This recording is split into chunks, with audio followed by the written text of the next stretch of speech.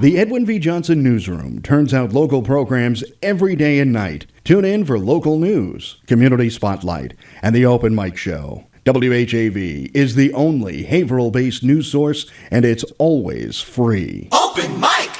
Every Monday night, the Open Mic Show brings interesting guests into your homes, presents your take on current events, and dabbles in little-known local history. I'm Tim Coco, your host, inviting you to join the chorus of community voices beginning at 6:30 Monday nights right here on WHAV. You may also watch this 50-year staple of democracy live at WHAV.tv and Haverhill Community Television Channel 22. The Open Mic Show was brought to you by Northern Essex Community College, the Merrimack Valley Economic Development Council, and WHAV members. Remember, only local radio can bring you this talk opportunity, but only WHAV does.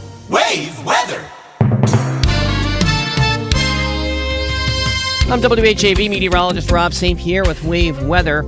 And for tonight, we'll have occasional rain. It is going to be breezy. Temperatures starting off in the upper 30s and rising through tonight. There's a possibility a little bit of sleet may sneak in from time to time, but shouldn't cause any real issues. We'll have rain on Tuesday in the morning, tapering to showers. Might even be ending later in the day. Highs in the mid-40s. Maybe some drizzle early Tuesday night, otherwise partly to mostly cloudy, a low in the upper 30s. Partly sunny Wednesday, maybe a shower close to 60. I'm WHAV meteorologist Rob St. Pierre. Your next wave weather in 30 minutes. WHAV Open Mic!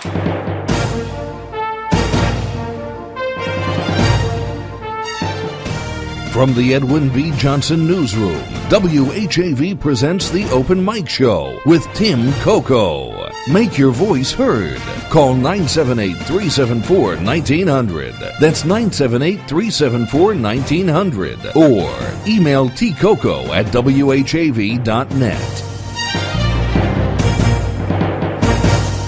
Good evening, everyone. I'm Tim Coco, and this is the Open Mic Show.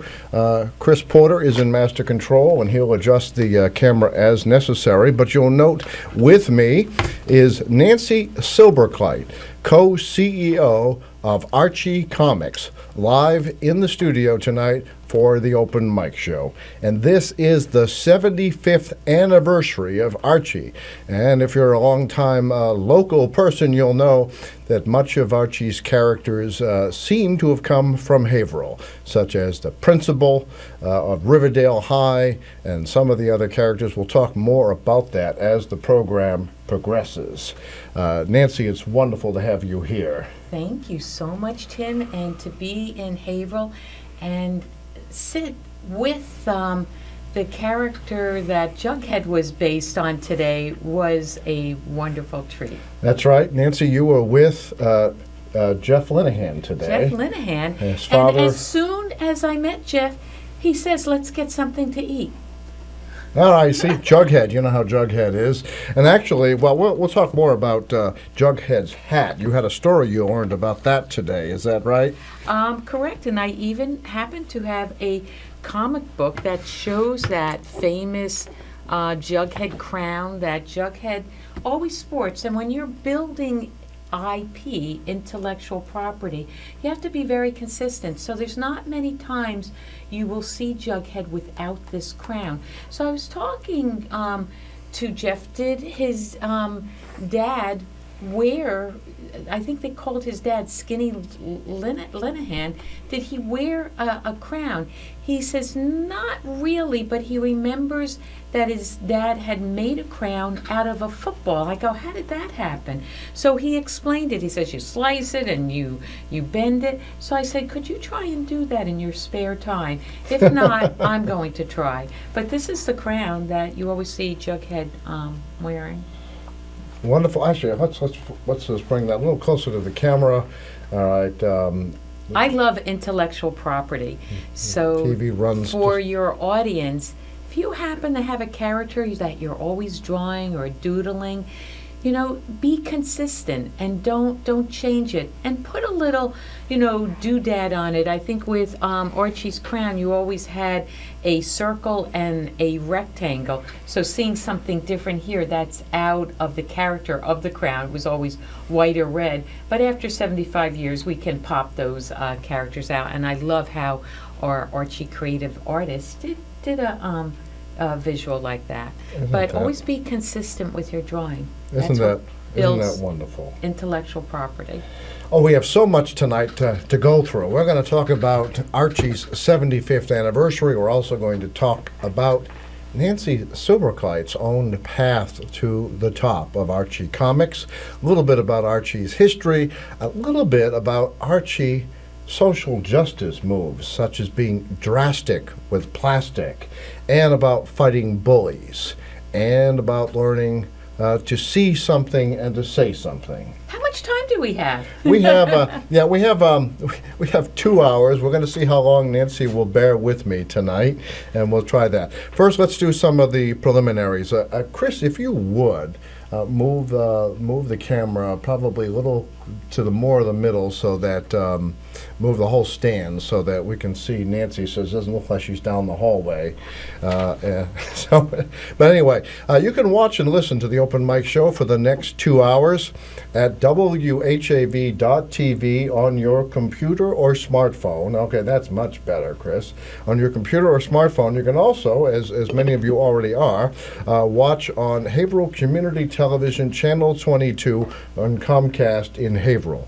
Very, very delighted that Brian from Haverhill Community Television called a little while ago, making sure that we would get this video out to Haverhill Community Television HC Media viewers, and it is working wonderfully. Thank you very much, Brian, and the staff, members, and management of Haverhill Community Television.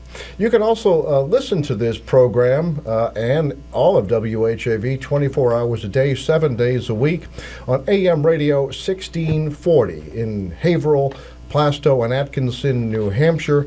FM 97.9 coming soon, and it may be sooner than even we anticipated. So watch for an announcement on FM 97.9 soon. And of course, anyone younger than 25 or maybe even older than that can listen on their smartphone or their computer at WHAV.net.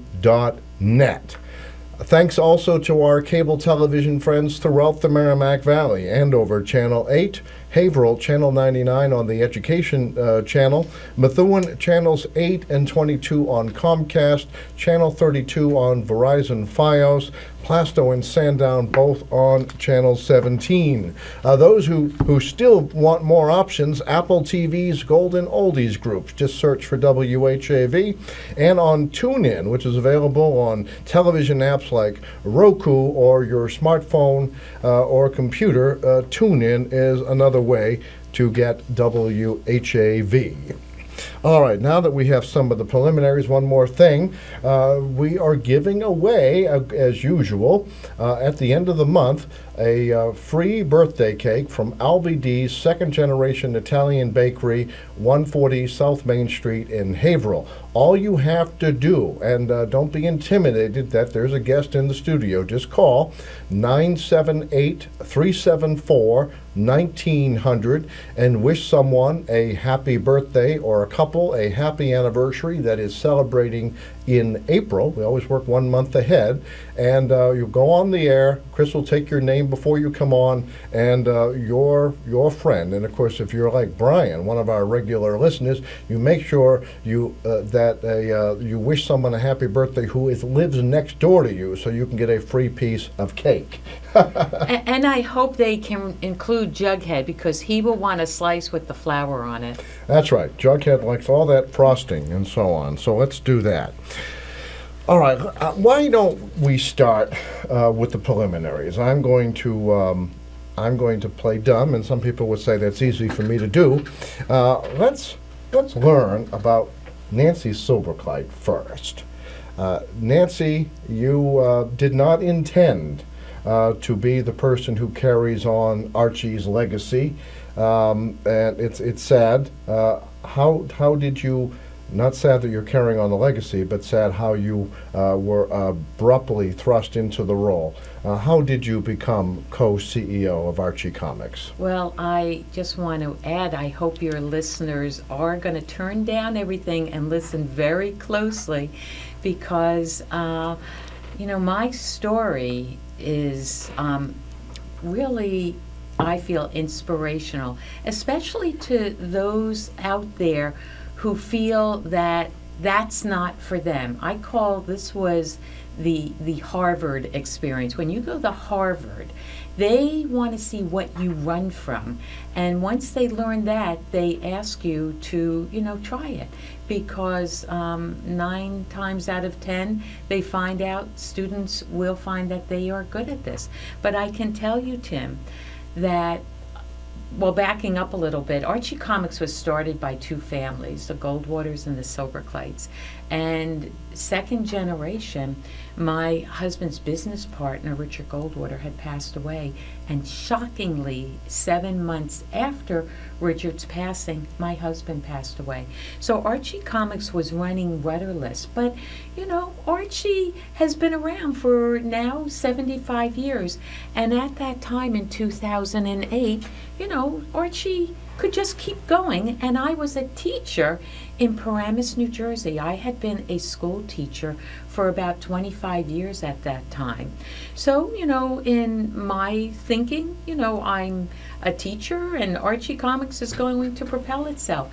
I was left 50% of the company to overlook, that part of the family shares. So Incredible, really. Mm-hmm. So, but, I was a school teacher. And during that time, it had been presented to sell my 50 shares. Well, at that time, I didn't know why I said no, but today I do know why I said no. I went into the world to be a teacher. I didn't go into the world at that time about thinking about making money and being wealthy. So, when money was being offered to me, I like history. I like preserving. And it was requested that I do preserve that part of the family's ownership. So I wasn't looking for myself, but I was looking for the company to grow and flourish and, of course, make money. I love seeing, especially with Veronica Lodge and her father there, they're all about wealth. And, Archie Comics has been an iconic brand, just not for the United States, but it's global. I say Archie Comics belongs to the people. It's the people's stories that have propelled this iconic brand around the world. When you came on the program by phone previously, correct me if I'm wrong, one of the largest audiences for Archie is not in the United States, but in India? Well, I have not done, research on this, but I can tell you in my global travels, we are huge outside of the United States. We are huge here in the United States. We are huge with our neighbors in Canada. And when I go to India, Dubai, all sorts of places, Archie is just so well liked. So did you do research on this and you saw numbers? Actually, I did, at the time I did. I recall being one of the larger audiences there. We have we'll show some graphics from time to time during the program. Is this the official logo for Archie? Well, I can't say it's the official. That is an updated one. That is an updated one, but we've had, as you go, when you first saw Archie back in the 40s, it was the hula hoop skirt, very different. The look changes over the decades. So I like that logo. Let's see if I have any here on my no, I don't see any on the comic books. But if you go and look Archie over the decades, it has evolved. And that's a cool looking, it shows the relationships. That's a very, you have just not the 3-4 characters, you have other characters in there. And Archie's always been about, high school friendships, collaboration. Well, I was just going to ask, it's possible that Archie's appeal is universal because teenagers are really alike everywhere they go, isn't? Absolutely. But, dating styles, I will ask this question when I'm in Muslim countries, because the dating style surely is not theirs, but they're curious, how they say it's like watching a soap opera, a drama, and but I said that's not the way it is in an American school, with Archie creating such chaos with the principal, Mr. Weatherby, but they get a chuckle out of it. But can I go back to my introduction from the classroom to business? Yes, because I think that's a fascinating story, and I think it's inspirational. But I'll tell you what, can you hold that thought while we take a brief break? We have to make money, Mr. Lodge just said. Go ahead. Well, it's part of the, we're a nonprofit station, but nonprofits still have sponsors. Let's take a brief break. And this hour, we're going to hear from Massachusetts Humanities, and we're going to hear about this very day in Massachusetts history. And then we'll return with Nancy Silberkleit, co-CEO of Archie Comics. We'll be right back. Open mic! Tim Coco and the Open Mic will be right back. Get in on the action. Call 978-374-1900 or email tcoco@whav.net. If you are enjoying this program, please consider making a donation right now. Your donations to not-for-profit WHAV help keep these vital community services on the air. Donate online at www.whav.net. For more in-depth coverage of the news, visit WHAV's website at whav.net. Catch the wave! The most trusted man in America, news anchor Walter Cronkite, once said, "It is absolutely essential in a democracy to have competition in the media, a lot of competition." That sentiment is one of the driving forces behind WHAV's expanded local news effort. This is News Director Dana Esmail inviting you to listen to my hourly weekday newscasts right here on WHAV. You'll also find the area's most comprehensive local news reporting at whav.net on your computer or smartphone. Remember, WHAV is the only Haverhill-based news source, and it's always free. And that's the way it is. Today is March 14th. On this day in 1794, Westboro native Eli Whitney applied for a patent on the cotton gin. Raised on a farm in Massachusetts, he invented a machine that made growing cotton so profitable that the South became a cotton kingdom, where millions of Africans toiled in slavery. After nearly a decade in the South, Whitney returned to New England and developed what became known as the American System of Manufacture. He designed machines that turned out standardized, interchangeable parts. These machines made mass production possible and were critical to the coming Industrial Revolution. Eli Whitney's innovations transformed the economy first of the American South and later of the North. For more about Eli Whitney, go online to massmoments.org. This Massachusetts Moment has been brought to you by the Massachusetts Foundation for the Humanities.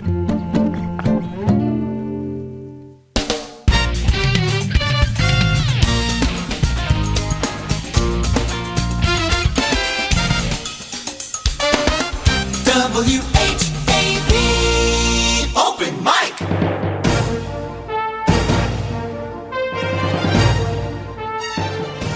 From the Edwin B. Johnson Newsroom, WHAV presents the Open Mic Show with Tim Coco. Make your voice heard. Call 978-374-1900. That's 978-374-1900. Or email tcoco@whav.net. And welcome back to the Open Mic Show, a 50-year staple of democracy in the Merrimack Valley. If you're just tuning in, my guest, Nancy Silberkleit, co-CEO of Archie Comics. Nancy's come here today to answer your questions, so keep the number handy, 978-374-1900, 978-374-1900. All right, Nancy was about to tell us how she was thrust into the role. It was like a bolt of lightning. So after a year of Archie Comics running, I guess you would say rudderless, without any leadership, I received a call and an offer to come in as a co-CEO with another person who had never been in the business but in the family. So when I heard That's fascinating, actually. So both sides of the family, you think there was some redundancy. Suddenly, no one with any real knowledge of the day-to-day operations of the business was there. Absolutely. The staff just did what they did best. Is that how? Yes, they, putting out the comic books and, the storyline, the IP has, by that time was, very defined. So they had no problem putting out the comic books. But you still need leadership, because with leadership you bring in other businesses, other ideas, and, you Let's rally mention everyone. growth and changing conditions, so on. Okay. Yes, you had to have a pinpoint person. So when I was offered this, it was a big gulp, because I do not have an MBA, and I, just had never thought about business. A matter of fact, if my husband had told me I would be doing this, I probably would have hired a legal team to protect me from doing such a horrid thing. But I had been told that possibly if I didn't take this, then I would be maybe forced to sell, the company or shares. So that I didn't want. I wanted to propel that, love of the brand. So I said yes. Now, I don't know if your audience had heard that, because that yes was so tiny and came with such, fear of what was I doing. Okay, listeners, you felt that feeling before, haven't you? Okay. And that's what I'd like your audience to know. No matter how small that desire is, I say today with a lot of confidence, go for it. Kick open that door and go for it. Block out the negative noise you will come across, because believe me, I have met incredible challenges, but I find that one has to have guts, and one has to block out that negative noise to, believe in yourself. So I quickly found what it was like for the first female to walk through Archie Comics' door in 70, years now, 75 years. And, I had to, quickly learn on my own. I was going into an industry where there really wasn't a mentor for me. And to make things worse, I had never read an Archie comic. You heard that, folks. She had never read an Archie Comics. And that was another story that I did not realize until I really started getting into bringing those comic books home. It was my job to learn more about our characters. So I would bring home those books, and I started piling up my favorites. I started going into our editor, our longtime wonderful editor, Victor Gorelick, saying, when are we going to have more stories with Mr. Lodge? I started having my favorites. And I quickly started thinking about our audience. Our audience was really the 8-year-olds, when one starts learning to read. And I started thinking, where was I at that age? And I remember I was going into 2nd grade. Do I have a lot of time here to? Yes, you do, actually. You have 8 minutes, if you consider that a lot of time. So I was going into 2nd grade. I remember that day. I was looking very smart. I remember everything I was wearing. And that afternoon, what I was wearing, I noted as my bad luck dress. I was not looking very smart, because what had happened at the kindergarten playground, my mother had stopped me and at that moment said, "You're not going into 2nd grade. You're going into 1st grade. You're repeating 1st grade. You have been left back because you cannot read."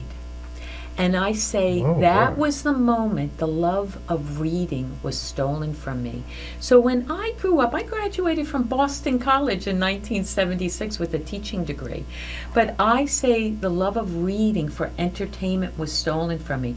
I did not look to read for fun. So I never found a comic book. And I grew up to be an art teacher. Can you imagine if that 1st grade teacher had pulled out a comic book?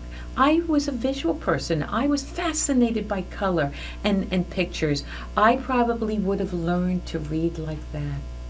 So comic books, I say, is a great way to inspire one to read. And so parents shouldn't be discouraging comic books. In fact, they may motivate the child to read. Absolutely. But times have changed. Today's parents know how important graphic literacy is. We have something called Common Core standards that our educators across the United States have to follow, and they have to document why they're teaching a lesson. Well, graphic literacy is part of that. Every teacher has to introduce by a certain grade that about graphic literacy. Graphic literacy is powerful. I even speak at medical conferences on utilizing graphic literacy to get across information. I did a comic book with Boston's Children's Hospital on obesity. So I feel that you can teach information that may be boring or stale or you don't want to hear about it. I just did a comic book on gun violence, and I think this is a great tool to bring out the subject about guns. What are we going to do? See something, say something? Yes. Okay. If I can show it to your audience. Oh, all right. This is a outside of being the co-CEO to Archie Comics, I thought it was so important to touch upon topics like this. I couldn't keep introducing them into Archie. I started my own foundation called Rise Above Social Issues, and the flagship comic book is called Rise Above. It's about bullying. Oh, But we can talk about that later. But See Something, Say Something comes with a teacher's study guide, and it's a short story. I did not want to stress our students out, teachers, parents with any violence, but it's a short story that can bring up and spark the conversation about guns and violence. And it comes with a teacher study guide. So if anyone is interested in that, they can contact me. Maybe you can put it up later. Sure. But at an email called accidentalboss@AOL. Accidental Boss, which quite aptly describes how you ended up in the position.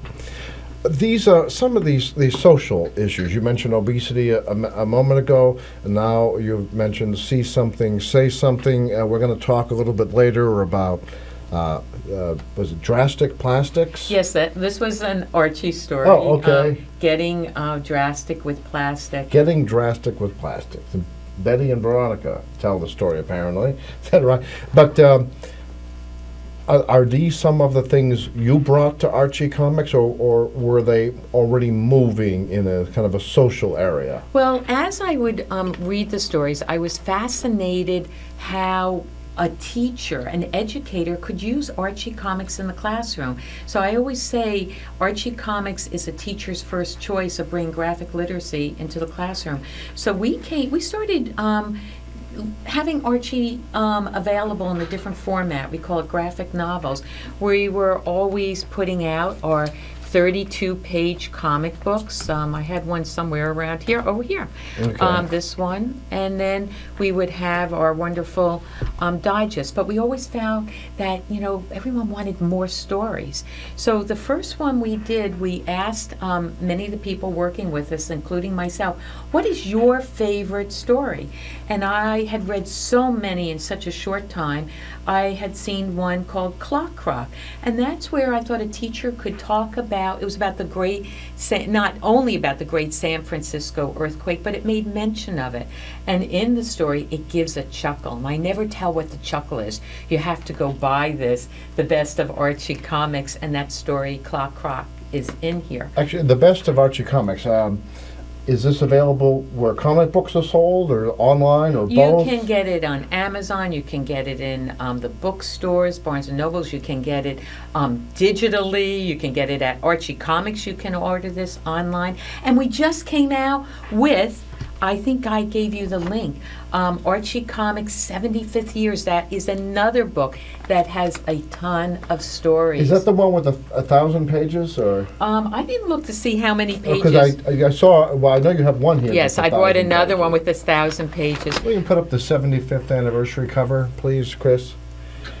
And that is a great buy because, spending, I think it's $13.95 or $9.95 for these books, you get a Is this the lot right one? of stories. Yes, that just came Okay. out, and that has so many wonderful stories that people will enjoy. So as I was reading Archie Comics, I saw how many stories could be applied to teach the academics, science, math. So I started thinking about creating stories. So my first one was called Bottle Battle, and that was about my passion about trying to refuse plastics, reduce our use of plastic, reuse plastics, and Well, the reduce, reuse, recycle. the 3-4 R's, yes. And then I became involved with Mothers Against driving and drinking. So I did another story with the Dallas Cowboys, Jason Witten. We put that in. So I couldn't keep, doing all these, tough issues. And that's when I decided to come out with, Rise Above. But since then, I did do another story on environment. I happened to be in Rwanda, and I was very impressed with how the country was able to get rid of plastic bags. So our one of our talented writers, Batten Lash, took a female ambassador from Rwanda and created this wonderful story, Getting Drastic with Plastic. So I decided to, and that was in an Archie Digest, decided to create a teacher study guide to help guide the teacher on how to teach these. And then to go further, Tim, when I speak around the world, I meet so many different types of students, and I have met a few students that are visually impaired and they're blind, and they have come up to me asking, how can I read that comic book? Do you have it in Braille? And I said, as far as I know, no. And soon as I get done, I am going to see how I can get that book to you. So here is Getting Drastic with Plastic in Braille. So a Braille version of the comic book, of the Drastic with Plastic. Now that's a very interesting, novel way. How would one obtain something like that? Is it by writing? They would have to write to me, and I'd be happy to give them. So your email is okay to give this out Absolutely. then? Accidental Boss, one word, accidentalboss@aol.com. And I said we had plenty of time, and now we're at news. So it's amazing. We're going to need this show. But folks, I want you to have your fingers on, I don't know, they're not dials anymore, whatever they are, but get ready to call. Don't worry about interrupting. We want to hear your questions. 978-374-1900. We're going to be back with Nancy Silberkleit, co-CEO of Archie, right after the local news and the weather. We'll be right back. Open mic! Tim Coco and the Open Mic will be right back. Get in on the action. Call 978-374-1900 or email tcoco@whav.net. If you are enjoying this program, please consider making a donation right now. Your donations to not-for-profit WHAV help keep these vital community services on the air. Donate online at www.whav.net. It's 7:02. WHAV LP Haverhill. WHAV is a nonprofit community service of Public Media of New England, Incorporated.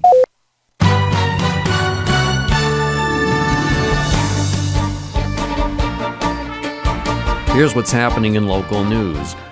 The United States flag began flying over Havana, Cuba only last summer, and President Obama next week plans to be the first sitting president to visit the island nation in almost 90 years. As ties between the two countries grow closer, one Haverhill High School history teacher wants students to visit Cuba before it becomes, quote, westernized. E. Philip Brown, Haverhill High School history instructor, recently received permission to take students to Cuba during April vacation in 2017. He plans an informal session for parents and students at 6:30 p.m. next Thursday, March 24, at Haverhill High School. Quote, it's a good time to see Cuba before it becomes westernized and there is a Gap or Starbucks on every corner. It will be a unique experience for students and adults. It will also be interesting to see all the old cars, crumbling colonial-era buildings, and propaganda posters, Brown told WHAV this morning. He added students will also learn about arts, education, and daily life.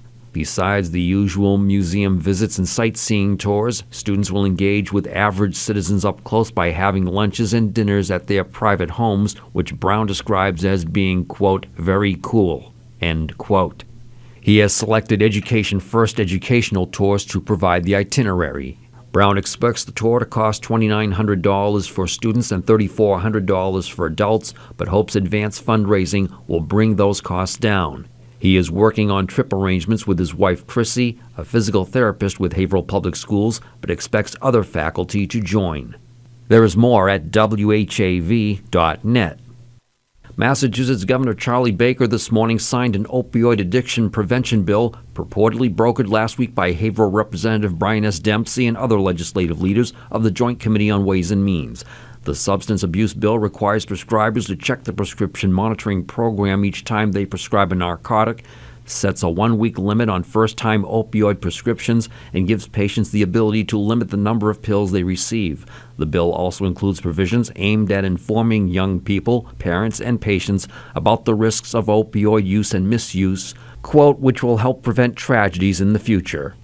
Quote, the House of Representatives has prioritized a comprehensive response to the alarming rise in substance abuse incidents, Dempsey said in a statement released to WHAV. Quote, over the past several years, the House has increased funding for substance abuse services by 65%. This bill, along with increased funding and last year's landmark substance abuse legislation, will go a long way in helping individuals struggling with addiction across the state, end quote. A compromise between House and Senate versions emerged last Wednesday from a conference committee, including Ways and Means co-chairs Dempsey and Senator Karen Spilka of Ashland. It received unanimous votes from both legislative branches Wednesday and Thursday. The conference committee report, according to Dempsey, includes, quote, significant new policies that will help to fight the opioid epidemic impacting all corners of the Commonwealth. Quote, the report focuses on intervention, education, and prevention and incorporates the best ideas from both the House and Senate versions of the bills. The House of Representatives firmly believes that provisions within this report will have a major impact towards reversing the opioid epidemic in the Commonwealth and will provide several new tools to help break the cycle of opioid abuse, Dempsey added. There's more in-depth coverage at WHAV.net. 3 Haverhill residents arrested on drug dealing charges Friday night are due to be arraigned in Haverhill District Court. Haverhill police arrested a total of 4 people during an investigation between 9:28 and 10:11 p.m. Friday at 14 Albion Street, Haverhill. Freddie Wilson, 58, of 14 Albion Street, Alonzo Johnson, 39, of 136 South Elm Street, and Danielle Duty, 24, of 58 16th Avenue, were each charged with drug possession with intent to distribute and conspiracy to violate drug laws. Wilson was additionally charged with keeping a noisy and disorderly house. Duty was also taken into custody on an unspecified outstanding warrant.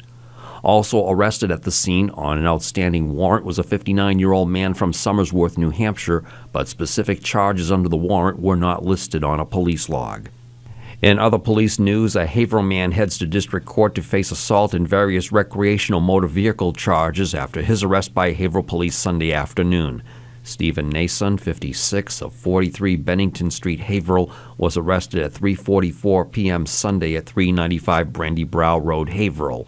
He was charged with assault and battery with a dangerous weapon, unsafe operation of a recreational vehicle, operating an unregistered recreational vehicle, and failure to stop a recreational vehicle for police. Remember, WHAV is the only Haverhill-based news source, and it's always free. In the Edwin V. Johnson newsroom, this is Dana Esmel. From Feature Story News in New York, I'm Lorna Shattuck. Most of Russia's troops in Syria will start to be withdrawn from the country starting this Tuesday. President Vladimir Putin announced the decision on Monday, saying the Kremlin's presence in Syria had mainly achieved its objectives. Julia Lyubova reports from Moscow. On Monday, Vladimir Putin spoke to Bashar al-Assad, the Syrian president, on the phone.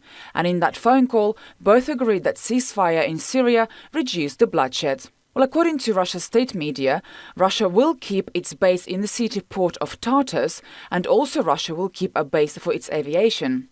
And at the same time as ordering the withdrawal of Russian troops from Syria, Vladimir Putin also ordered that Russia intensifies its role in the peace process in Syria. Russia began its military campaign in Syria at the end of September last year, and Russia's air force has conducted thousands of sorties, conducting airstrikes. The surprise move from Russia comes as UN-brokered talks aimed at resolving the conflict in Syria have restarted in Geneva. The discussions will be the first since major world powers agreed on a cessation of hostilities last month. Laura Kantikin reports from UN headquarters in New York. UN envoy Staffan de Mistura said Syria peace negotiations are the moment of truth, speaking to reporters in Geneva shortly before the process reignited. De Mistura will lead proximity talks, meeting himself individually with the parties, but the rival invitees will not, for the time being, be meeting face-to-face. ISIS and internationally recognized terrorist organizations are banned from attending the talks. The UN position is that there can be no way forward unless it is through a political transition, but the Syrian opposition party insists Assad must exit before negotiations can take place. The UN envoy is hopeful Syria will keep within the bounds of the Security Council's resolution, which scheduled Syrian presidential elections to take place in 2018. Laura Kantikin, New York. And US presidential hopefuls are delivering their final pitches to voters ahead of Tuesday's 5-state voting contest. Hundreds of delegates are up for grabs for both Republican and Democrat candidates in Florida, Ohio, Illinois, North Carolina and Missouri. In Washington, here's Kevin McAleese. The latest NBC Wall Street Journal poll shows Republican hopeful Donald Trump commanding a double-digit lead in Florida over the state's Senator Marco Rubio. Mr. Trump is polling neck-and-neck on another candidate's home turf, where a win for Ohio Governor John Kasich would blunt the real estate mogul's attempt to close in on the GOP nomination. Both Ohio and Florida are winner-takes-all primaries for the Republicans.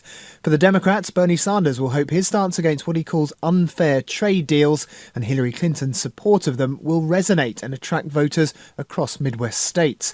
However, polls show Hillary Clinton is favourite to take Florida on Tuesday, which would see the former US Secretary of State continue to build her delegate lead over the Vermont senator. From bureaus worldwide, this is FSN. Wave weather. I'm WHAV meteorologist Rob St. Pierre with Wave Weather. And for tonight, we'll have occasional rain. It is going to be breezy. Temperatures starting off in the upper 30s and rising through the night. There's a possibility a little bit of sleet may sneak in from time to time, but shouldn't cause any real issues. We'll have rain on Tuesday in the morning, tapering to showers. Might even be ending later in the day. Highs in the mid-40s. Maybe some drizzle early Tuesday night, otherwise partly to mostly cloudy, a low in the upper 30s. Partly sunny Wednesday, maybe a shower close to 60. I'm WHAV meteorologist Rob St. Pierre. Your next wave weather in 30 minutes. If you want to know what's going on at WHAV, sign up for the free monthly Wavelengths newsletter online at WHAV.net. This is Pacifica Radio for the Merrimack Valley, WHAV LP Haverhill, listener-supported community radio. Catch the wave. WHAV. Merrimack Valley. Open mic.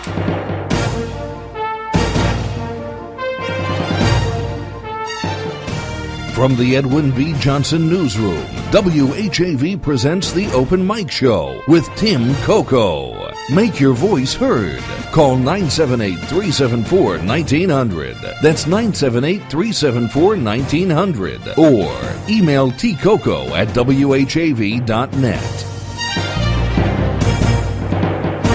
And welcome back to the Open Mic Show, a 50-year staple of democracy in the Merrimack Valley. My guest tonight, Archie Comics co-CEO, Nancy Silberkleit.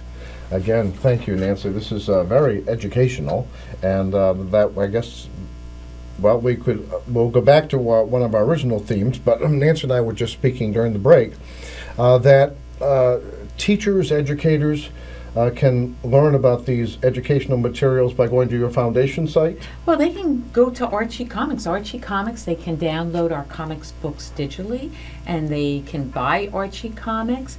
But I do enjoy going to school, so I get invited to go into schools, and I have another program where we can get comic books to the schools to do a fundraiser, and the school can keep 30%. But the big value, keep that in mind, folks. The big value and goal is that the kids are reading.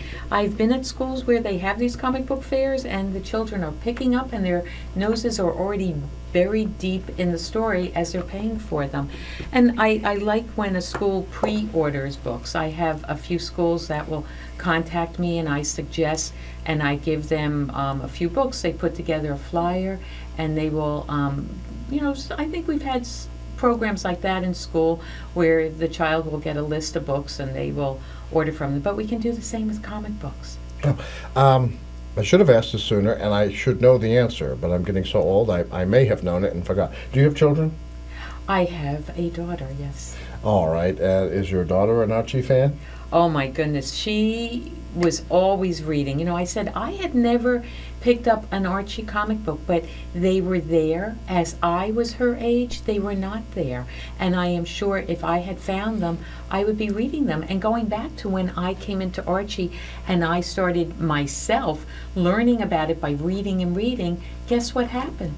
I started going to the bookstore and buying books like the Da Vinci Code and The Aviator's Wife. I found the love of reading at 54 years of age. Really? And I don't know if you know this, 1 out of 7 adults cannot read, and they hide it very well. I could read, but I did not have the love of reading for entertainment, but I did find it at a later age. So I do go to illiteracy groups, and I find adults who want to learn, and that they are taking that step, and that once you get rid of hiding what your deep dark secrets, then you think it wasn't such a big secret. My big secret was that I had been retained. My husband passed away in 2008. Never knew that. It was a deep secret that I hid, and finally I let it go because I found out how much comic books helped me. Now, this is Women's History Month. Yes. March. And March is. You certainly have set an example. You were, what term do you use? I don't know if you said stumbled into or thrust into. I was thrust into, and little did I know, when I was thrust into it, it was March. It was Women's Month. That was not on my radar then. And soon as I was thrust in, and I had to start learning on my own, the skills that I carried with me out of the classroom into, business, I started creating quotes. And one quote I just love is, never let anyone define who they want you to be. You know who you are. You just have to get busy. And also, you have to block out that negative noise. And I always say to my audience, never question if you can. Only question, why would you ever think you can't? And these just came, and these quotes came and evolved around me because I was walking, that path of people trying to define who they saw me to be, or what they wanted me to be, or they wanted to put up roadblocks. But I had to block out that noise, and it takes a lot of guts. And that's where that was the time I came up with the anti-bullying comic book called Rise Above. All right. Is that when the foundation was created as well, or? Well, first the concept of doing a comic book. It was around the time a young man, Clementi, had taken his life. A young girl in the Midwest had taken her life. And then a little boy, Mitchell Wilson, from Canada, 12 years old, had taken his life. And I said, I have to share what gets me through the day, because I have been bullied terribly. And I felt if I could have only told these young people, get out of their box. Someone is saying something to try to define who you are. You know who you are. Block out that negative noise and take that step. Life is always changing. It's not going to always be wonderful, and you have to maneuver. All right. Just by sheer coincidence, those of you watching on television, there's an orange label for our show, Open Mic Show. And if you've noticed, Nancy is an orange, and Nancy even has something hidden under the desk here. And there's a, Nancy, tell us about orange, and why you're orange, and why you have an orange bag, and how you found the orange bag. Well, it all started when I'm telling you, I could feel it in the pit of my stomach. Going into business, that's not for me. But, I didn't realize how strong my creative background was going to help me. I said, I'm going to need a business card. And I see what happens when one gets a business card. It goes right into your pocket. So I said, I need a card with a slogan, with a color, and a scent. So I created my business card with Betty. It's a scratch and sniff. And Betty's Scratch and sniff business cards. That's original. Yeah, and Betty's all about, America and being able to do everything and succeed. So when you scratch it, it has an apple scent. You can't really smell the apple because we have that Veronica Lodge. I said Veronica Lodge has the CIA in her. She has confidence, intelligence, and allure. She has her own perfume. Let's repeat that. CIA means confidence, intelligence, and allure. Yes, because Veronica, I think, has been shortchanged.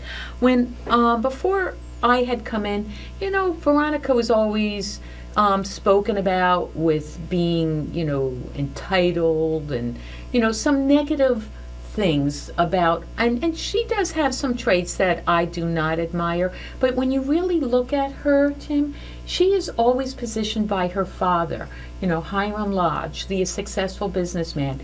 This woman, she would be going into the path of business because she would give her dad ideas and he would follow it. So it took a lot of CIA, confidence, intelligence, and allure. And I thought, if I can give her own perfume, and I did. So she has a very, strong perfume, and it's, scratch and sniff. What do you know about that? With that... Are you a Veronica, the card asks? Yes. And are you a Betty? Oh, we have a two-sided business card. Two-sided, absolutely.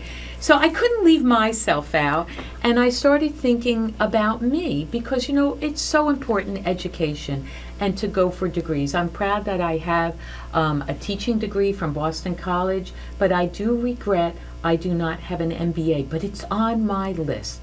There are some classes I am looking at Fordham in New York, but maybe someone else out there will give me an honorary degree. I speak a lot at colleges around the globe, but it is very helpful to have as many degrees as you can under your belt.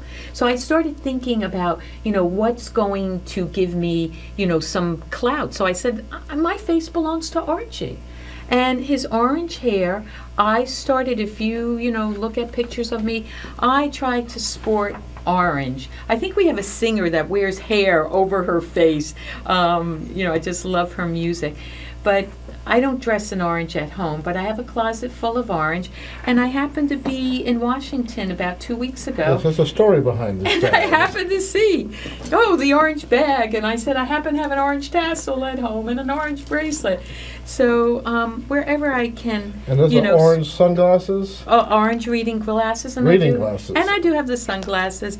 But, to sport, Archie, that intellectual property, his IP is orange.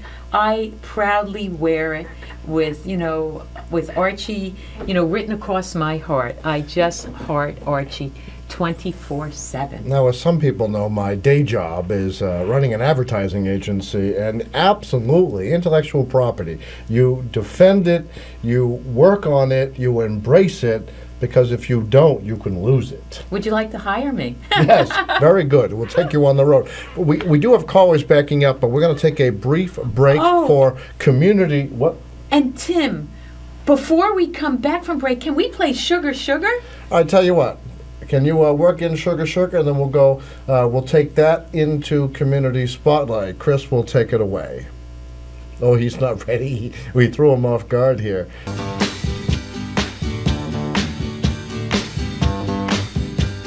Sugar, oh honey, honey, you are my candy girl, and you got me wanting you, honey, oh sugar.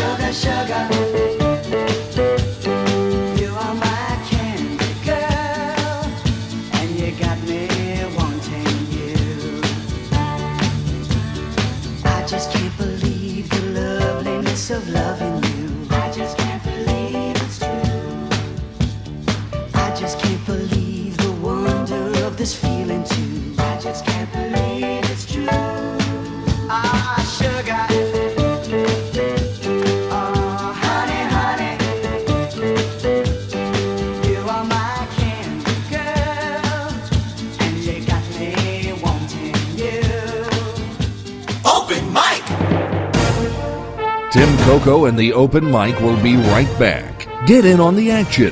Call 978-374-1900 or email tcoco@whav.net. If you are enjoying this program, please consider making a donation right now. Your donations to not-for-profit WHAV help keep these vital community services on the air. Donate online at www.whav.net.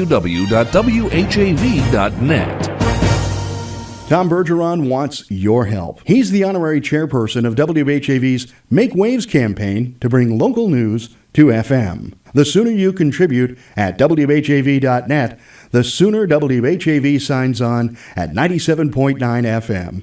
Just look for Tom's photograph. Catch the wave! Suspense. A weekly anthology of notable melodramas from stage and screen, fiction and radio, presented every Monday night to bring you to the edge of your chair, to keep you in suspense. Listen to the new Suspense with a company of Hollywood actors and surprising guest stars, Monday nights at 10, with encore performances at 1 a.m., right here on WHAV. Remember, only local radio can bring you this feature opportunity, but only WHAV does. Community Spotlight. Whittier Birthplace curator Augustine Gus Rouge plans to discuss Norman Rockwell's famous illustrations and the stories behind them at a Citizen Center presentation in March. Born in New York City in 1894, Rockwell was one of America's most loved painters and illustrators, according to the Haverhill Council on Aging, which is sponsoring the presentation. The presentation takes place Wednesday, March 23rd at 1 p.m. at the Citizen Center, 10 Welcome Street. Contact Kathy Bresnahan or Rita Labella at 978-374-2390 to register for this free event. Someone you know is on WHAV. To submit or read your own nonprofit announcements, click on the Contact tab at whav.net or email news@whav.net. In the Edwin V. Johnson newsroom, this is Diane Carr. WHAV Open Mic.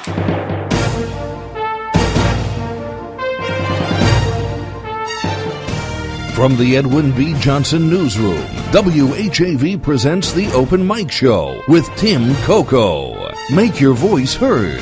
Call 978-374-1900. That's 978-374-1900. Or email tcoco@whav.net.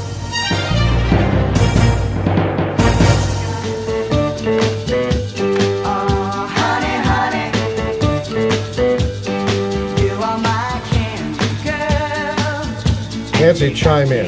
Well, we got to let the music come up. I can't hear. You might hear it. Sugar, sugar, Dun, dun, dun, dun. oh my honey girl. I'm too shy. We may need this in a second. All right, welcome back, folks. Chris in Master Control, DJ Chris, has a little story, which you won't be able to hear unless you wear those. Sorry. Okay. Chris, there's a story you wanted to tell us about this song. What can you tell us, Chris? Yes. Well, Ron Dante, the lead singer of the Archies, was also the lead singer of the group called the Cufflinks, and they had a song that reached number 9 on the Billboard charts in 1969, Tracy. All right, so some background on that. Does Tracy sound a lot like this? I have it if you want me to play a second of it. Well, just play a second so we All have a right. sense of it. I'm not sure that I'm familiar with the song.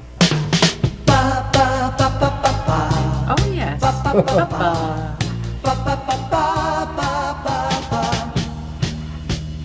Tracy, when I'm Okay, I think we got the... Yeah, so Ron Dante, he's still doing his gig. I think he goes on cruises and he's singing that sugar da da da da da da, oh honey honey. So that was an Archie Well, song. I know that you're not old enough to have heard the original song, but you have heard it, and you make the connection to the comic books, or you just thought that was so... you weren't even really aware yet of Archie. Oh, when I was younger, and that was a song, we all loved, but I did not connect with the comic books. It was just a song. And it wasn't until I met Mr. Michael Silberkleit, my, husband, where, I knew a little bit, but I just didn't have that love of reading for entertainment. But as I said, my daughter, her nose was very deep, always reading them. But then it was something I had to do when I came in to, you got to know your company. And then shockingly, I found the love of reading. And it was all through just reading those comic books, laughing, turning the page, getting in the groove of reading. So parents, if you see your children just reading comic books, it will morph over to other things. It's just finding that enjoyment of reading. We do have a caller. I've got to give Nancy headphones. And if we were a true TV studio, you'd have something nobody could see. I apologize that we don't. Brian, you are on the open mic. Good to be here. Those songs just bring back memories. Brian's a regular caller. And before, Brian, you're blind. And were you aware of the Braille availability? No, and that's what I called about.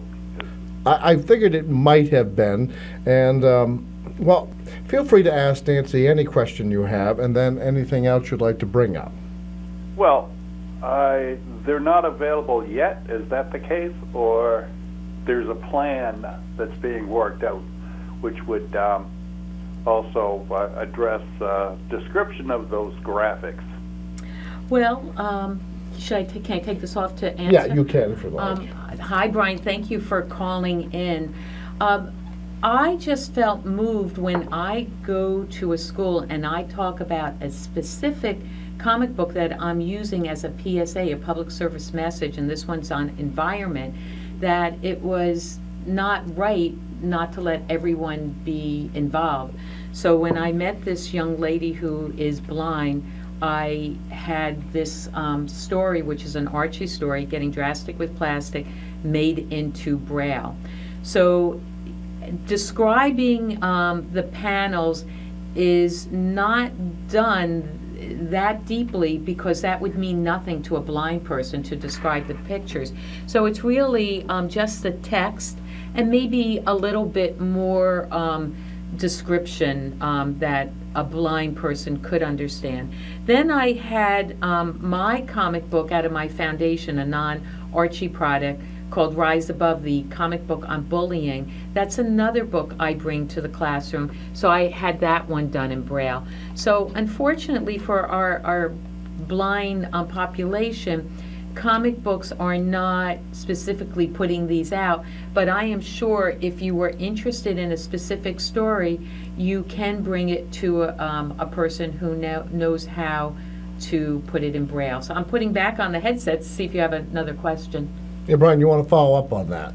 Well, I'm just thinking that we're always encouraging our educators to continue, to encourage the young people to learn Braille, because it's very important. And in this day and age, of course, everything is graphical, everything is electronic, and all that sort of thing. And so I'm afraid that a lot of people have gotten away from it, and they just made some changes to the standard Braille code. Oh, didn't know that. In English, and so yeah, I'm still old-fashioned, but I'm just thinking that comics, that's a good thing, and I think a lot of people could benefit by it, and of course the people who produce things, such as the National Braille Press in Boston. Well, Brian, this specific Archie story, Getting Drastic with Plastic, is to promote everyone to be doing more on, environmental issues. And this one happens to be about using less waste or how to use your waste. It's to promote one individually ideas of what they can do to help their reduce their carbon footprint. So, I am sure I'm putting the headset back on, I'm sure you are trying to do what you can do for the environment. So this was just to spark more thinking on that. Brian, you went to Riverdale High, is that right? Haverhill High? So is it, could you relate to Nancy, perhaps your first, if I'm assuming you were aware of this, your first impression that the school that you went to was somehow home to Archie Andrews? I actually didn't think about it back then. I mean, I may have known about it, but see, I didn't really read a whole lot of comics. And then the last thing about Archie is, well, I remember Archie and Veronica washing dishes in a restaurant because they didn't have any money, and there was Jughead outside revving up his motorbike. Okay. And Brian, how did you know about that story? Did someone read it to you? No, I was sighted back then. But, oh, you were sighted back then, okay. Because a friend of mine, David Patterson, he was a governor to New York at one time. He has always been, visually impaired, and he tells me a heartwarming story that he had a dear friend that would come with him during summer months, always with Archie Comics, and he would read to David the Archie comics, and he fell in love with Archie. So he had his Archie experience through a friend reading to him. All right. Brian, do you have any other questions or any thoughts or a birthday wish you want to make? No. No. I'm considering somebody, but I would have to maybe call next week with it if I do. Brian's actually been on a winning streak until last month, where everyone he has nominated for the birthday cake won for 5 months in a row until the streak was broken last month. That's right. All right. You're very thoughtful. Well, Brian, thank you very much for your call, and thank you for listening. And it was lovely speaking to you. Bye-bye. Nice to talk with you, too. Take care. We are... it's funny how the night is going. We're ready for weather, so we're going to take a brief break for weather. When we return, we'll continue our discussion with Nancy, I don't know where that came from, Nancy Silberkleit, co-CEO of Archie Comics. Please, she's welcoming your calls. Don't worry about interrupting anything. 978-374-1900. We'll be right back. Open mic! Tim Coco and the Open Mic will be right back. Get in on the action. Call 978-374-1900 or email tcoco@whav.net. If you are enjoying this program, please consider making a donation right now. Your donations to not-for-profit WHAV help keep these vital community services on the air. Donate online at www.whav.net. It's 7:37. This is listener-supported community radio, WHAV. WHAV is the Merrimack Valley's Pacifica affiliate. Catch the wave! This is Jim Hightower asking you to listen to my Little Pops of Populism 3 times a day, right here on WHAV. Only local radio at its finest. WHAV brings you this populist feature. So catch the wave, and you'll catch my commentaries. Thank you. Wave weather! I'm WHAV meteorologist Rob St. Pierre with Wave Weather. And for tonight, we'll have occasional rain. It is going to be breezy. Temperatures starting off in the upper 30s and rising through tonight. There's a possibility a little bit of sleet may sneak in from time to time, but shouldn't cause any real issues. We'll have rain on Tuesday in the morning, tapering to showers. Might even be ending later in the day. Highs in the mid-40s. Maybe some drizzle early Tuesday night, otherwise partly to mostly cloudy, a low in the upper 30s. Partly sunny Wednesday, maybe a shower close to 60. I'm WHAV meteorologist Rob St. Pierre. Your next wave weather in 30 minutes.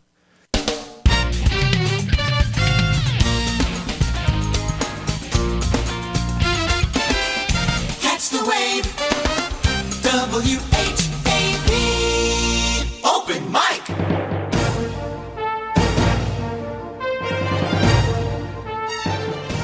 From the Edwin B. Johnson Newsroom, WHAV presents the Open Mic Show with Tim Coco. Make your voice heard.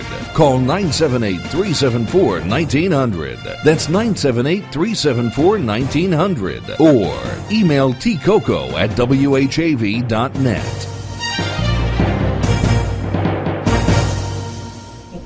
We're back here on the Open Mic Show. This hour of Open Mic being brought to you by the Merrimack Valley Economic Development Council. Smart companies choose the Merrimack Valley. Nancy is co-hosting, the co-CEO, co-host of the Open Mic Show tonight.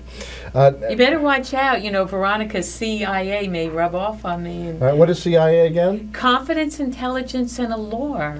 I'll be showing up here next week with saying, can I co-host again? Yeah, actually, at the salary that we can afford to pay, hopefully you will come back. All right, we have apparently another phone call, if you'd be willing. Okay, you are on the Open Mic Show. Hi, Tim. This is Greg over in Bradford. How you doing? Hi, Greg. Well, welcome back to the show. Yeah, Nancy Silberkleit is on, has her headphones on. Any questions? Well, I just have a general comment about Archie. I know that Bob Montana has not been with us for 41 years. But what kind of gets me is I'm looking at the Wikipedia for the Archie Comics online, and it kind of almost is in denial that it's affiliated with any particular community. And there is even a phrase in the Wikipedia that says that it was not intended to be, it's wherever you wish it to be, and that there are no geographical references. And I haven't read comic books in a long, long time.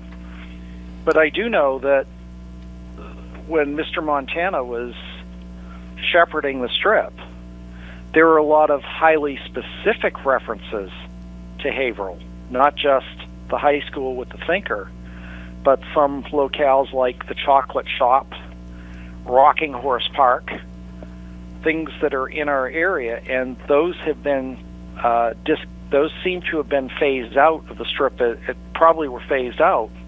And the most significant thing is that the newspaper that Archie wrote for in the Montana era was the Brown and Gold. That's right. And somehow through history it became changed to the Blue and Gold. All right. Well, I don't know. Well, Nancy I can would answer. like to say zam, wham, wow, Greg, for being, so astute with the history of Archie. And, I haven't been there. I'm like the new kid on the block. Mm-hmm. And over the decades, it has been run with its very strong IP. And I think, as Wikipedia says, it's anywhere in Riverdale. Because I used to question about Riverdale because my husband went to a school in Riverdale, and he would say, "Oh, no, it had nothing to do with that." And I would, try to get, where did this all come from? And that's another thing I'd like to say to your audience. A lot can be learned around the dinner table. The conversations that happen around the dinner table, one should listen, and one should have a set time to have dinner. I was very fortunate. We always had dinner at 6 o'clock, but I didn't pay attention to this stuff. And I really regret it. But I was curious about, the Riverdale. So once I came in, I simply said, Riverdale is any place in America. Riverdale is a beautiful sounding American name. Now, how I've become attached to Haverhill here, your wonderful community and the Thinker and the history, and where, Bob Montana grew up, and I heard they're going to put a plaque in front of his house. I think I had asked the mayor, could that be done, and he said yes. So there was a documentary. Are you aware of the new documentary that's out on Archie? I'm not, no. Oh, it's on Bob Montana. Maybe, Tim, you know how to see that. This is, Archie's Betty? Yes. All right, actually, and maybe I've invited one of the creators of this to call in the program, but there is a new documentary that kind of digs up many of the roots that you're referring to, Greg. Well, it puts a stamp on how Bob Montana created the likeness of Archie. He was influenced by Jeff Linehan's father, Skinny Linehan. And when I was, meeting with Jeff today, it was just like Jughead stepping out of a panel. It's, the droopy eyes, the nose. Sorry, Jeff, I'm talking about your nose if he's listening. And there's so many other things, as you said, the colors that were used in Archie. Why it changed, I don't know. I know, a company holds very dear its intellectual property. I am aware there was some litigation in the past, so I don't know if that influenced it. But this new documentary, does show that Bob Montana he found a lot of his influence here in Haverhill. So Haverhill does play an important part in creating the likeness of the characters. And perhaps there have been a number of artists over the years, I would take it, for Archie. I would imagine even later artists maybe brought a little bit of their backgrounds, inadvertently perhaps, into the stories. Well, it's also what happens during the times. As I said in the beginning, Archie, Betty, Veronica started out, with the poodle skirts, hula hoops. Now, you see texting and, the computers all out there, all that high-tech smart devices. Greg, do you have any follow-up questions? Well, no, I just thought that, and I don't mean it was something that happened recently or in the not-too-distant past, but it seemed like a long time ago that, the wiki says, like you said, Archie could be any high school anywhere in America.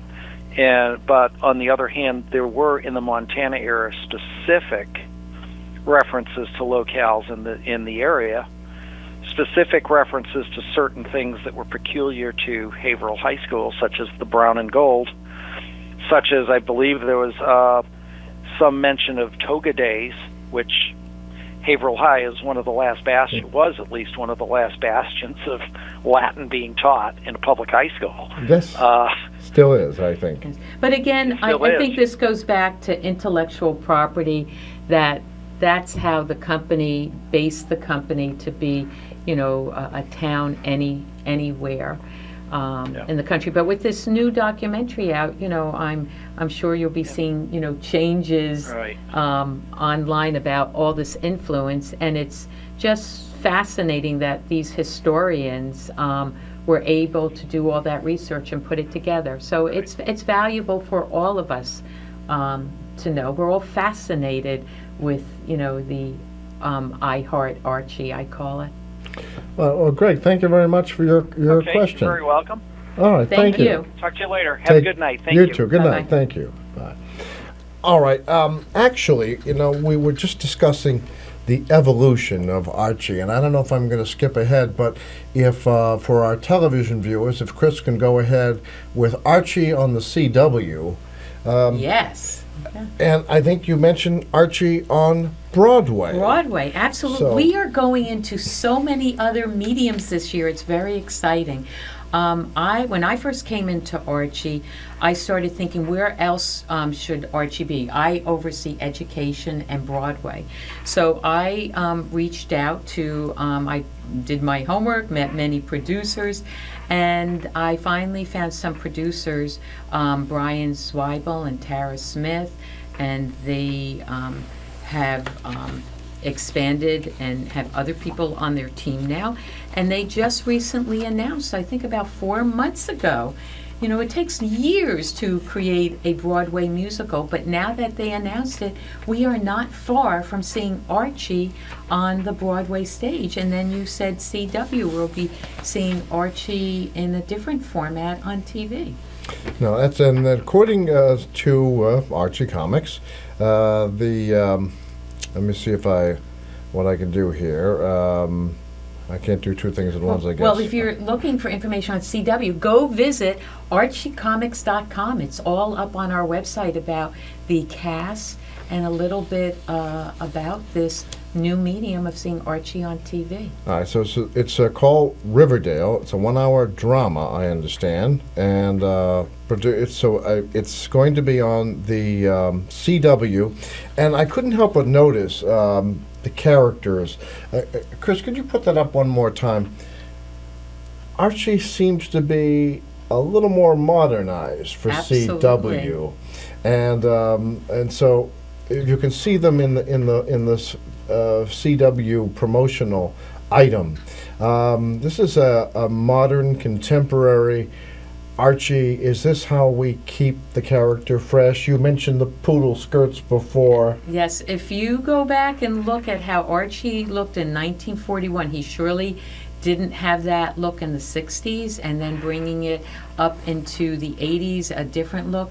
So this is a new look, but you can also find the traditional look that you are probably familiar with still in our digest. So we have a little bit of something for everyone. All right, and then on the Broadway, so Adam McKay and Funny or Die join Archie Comics to create a new Broadway musical based on the characters of the beloved comic series Archie. And you mentioned this started how many years ago, the work on this? When I came in 2009, I started thinking where else Archie would do well. And we all know that we're all graying here, and what population usually goes to the theater. But this production, this musical, is going to draw so many age groups. It's just going to be so much fun. And I can't wait for it to be on Broadway. So a musical does take a long time. So now we are at the point where it will be on stage. So I would say, keep looking for more announcements on this, and it will be up there. And hopefully we'll hear that Sugar Sugar song and lots of other new music, because this is going to be a musical with a lot of laughter in it, because that's how Archie and Friends is created. It's created on a foundation of a little bit of conflict, and then it leaves us with a chuckle. Always gets us laughing. I mentioned McKay said Archie represents a bygone era of America, and like all bygone eras, there are elements we miss and elements that should be bygone. This will be a musical that deals with both those realities in a bright, colorful, and slightly demented way. It kind of brings some characters to mind.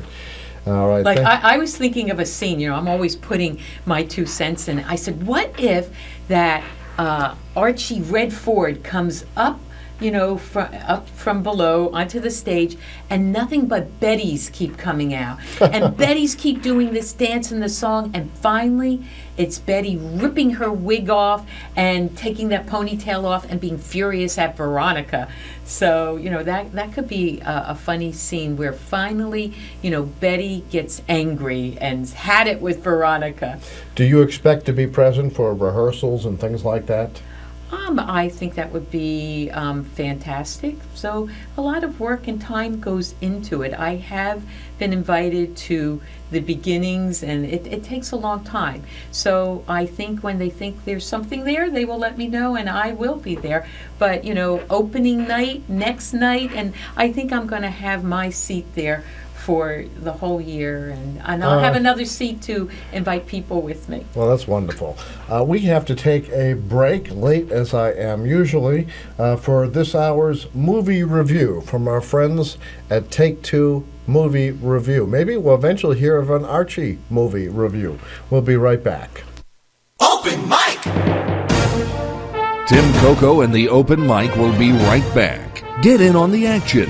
Call 978-374-1900 or email tcoco@whav.net. If you are enjoying this program, please consider making a donation right now. Your donations to not-for-profit WHAV help keep these vital community services on the air. Donate online at www.whav.net.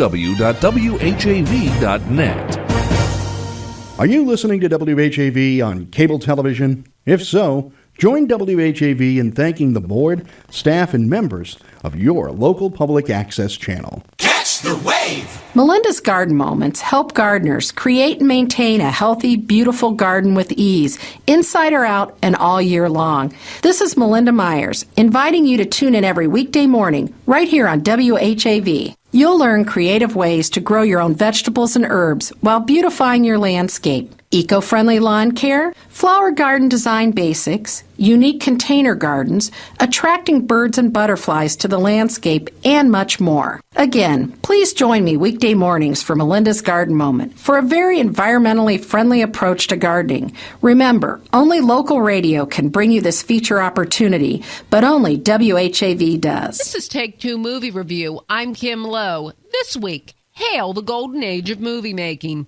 When it comes to comedy or drama, the Coen brothers always manage to insert a touch of the surreal. Hail Caesar is no different. Although technically a comedy, parts of it feel otherworldly, and the dilemmas that the characters face are very much serious, at least to them, even when their situations are bordering on the ridiculous. On its surface, Hail Caesar is the straightforward tale of a haggard studio executive, Eddie Mannix, played by Josh Brolin, who deals with the many issues that arise over the course of a few days for a major studio. One such event is the kidnapping of a major star, played here by real-life star George Clooney, by a bunch of caricature communist screenwriters who are demanding money they feel is owed to them given their labor in the creation of many blockbuster pictures. If that doesn't sound very communist, don't worry. Like many of the things in Hail Caesar, characters act in contradictory ways. Set in 1951, the film is a nod to the golden age of Hollywood. We see fake movies that are obvious nods to the musicals, biblical epics, and cowboy films that dominated the era.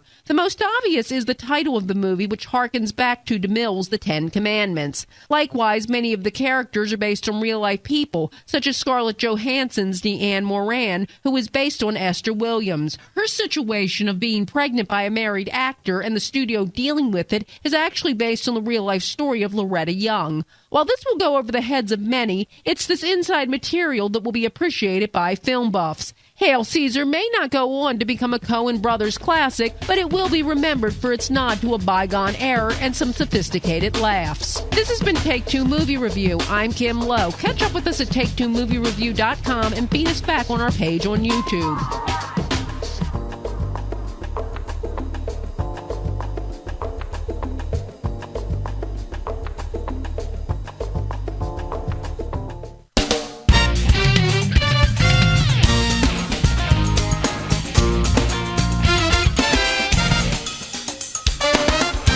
WHAV Open Mic.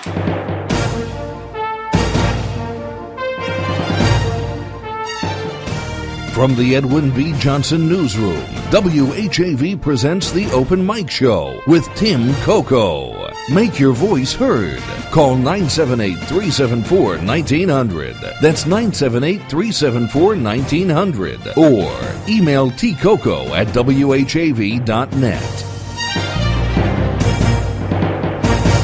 Welcome back to the Open Mic Show. This hour of Open Mic being brought to you by the Merrimack Valley Economic Development Council. Smart companies choose the Merrimack Valley.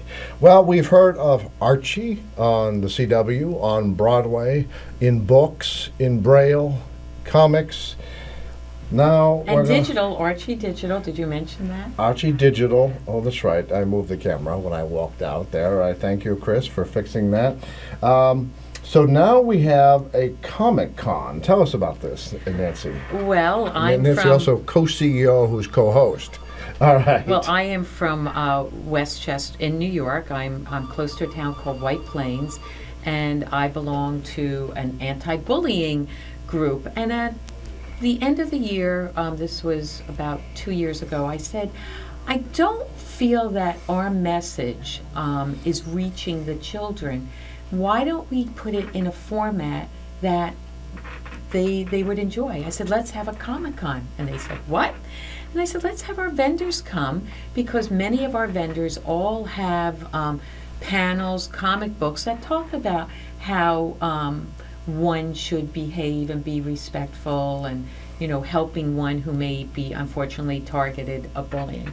So we went ahead and it was fantastic. We had a fantastic time last year, and I was also very, sensitive to how some of our people in White Plains cannot get to Comic-Con in New York City or San Diego or another one. I think you're getting a message from the window there. And so we did It'll have to be after the news. And we have a caller, but we're not going to have enough time, so if our caller could hold until the end of the news. So we had a Comic-Con last year, and I call it It's Time. So it was time for White Plains to have its Comic-Con, and now we're going White to be... Plains is the famous home of IBM, is it? Yes. Okay. Yes. And so we are doing another Comic-Con. It will be June 4th. And last year we had people coming from New Hampshire. So they showed up, a group, I remember this group, they were in costume, and they were very excited to be there. And hopefully they'll come back again this year. All right, so Comic-Con, Saturday, June 4th in White Plains. And I know that another one of our listeners goes to all kinds of conventions of at least this one or a similar one, so it is not unusual. Okay, so, Sean Clancy, who was involved in the documentary that you were mentioning to our caller Greg, is checking in with us. Perhaps we can talk to him as well. And he's in, where is he, Colorado or Washington State? No, he's Washington State. Washington State. All right, so all kinds of stuff. We have much more coming along. We're going to now take a break for the latest local news with WHAV News Director Dana Esmol. Keep forgetting my camera's now over there. It's usually over here. News Director Dana Esmol, and we'll have local weather. So stay tuned. More with co-CEO, co-host Nancy Silberkleit from Archie Comics. We'll be right back.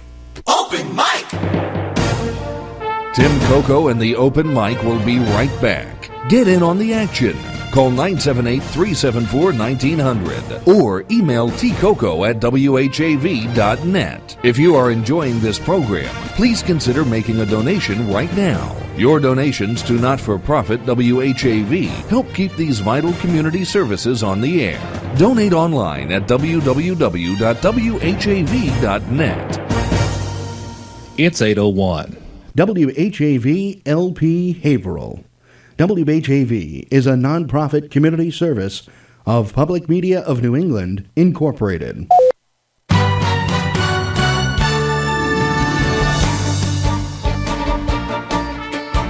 Here's what's happening in local news. Massachusetts Governor Charlie Baker this morning signed an opioid addiction prevention bill purportedly brokered last week by Haverhill Representative Brian S. Dempsey and other legislative leaders of the Joint Committee on Ways and Means.